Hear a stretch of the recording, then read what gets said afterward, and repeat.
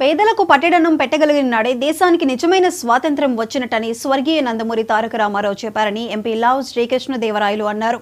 పల్నాడు జిల్లా దీపాల దిన్నెపాలెంలో నూతనంగా ఏర్పాటు చేసిన దివంగత ఎన్టీఆర్ విగ్రహాన్ని ఎమ్మెల్యే కన్నా లక్ష్మీనారాయణతో కలిసి ఆయన ఆవిష్కరించారు.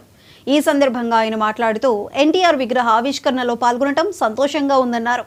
సినీ రంగంలోనూ రాజకీయంలోనూ ఎన్నో నూతన సంస్కరణలకు శ్రీకారం చుట్టిన గొప్ప మహనీయుడు ఎన్టీఆర్ అని కొనియాడారు.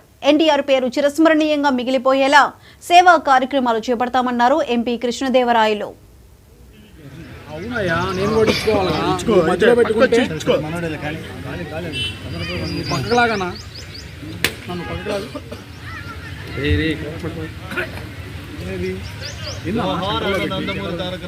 లేదు ఇక్కడ చేశారు, ఆంధ్ర రాష్ట్రంలో చేశారు, ఇప్పుడు దేశం మొత్తం కూడా చేస్తా ఉన్నారు. ఇటువంటివన్నీ కూడా దగ్గరికి వెళ్ళి సమాజాన్ని దగ్గరగా చూసినప్పుడు చాలా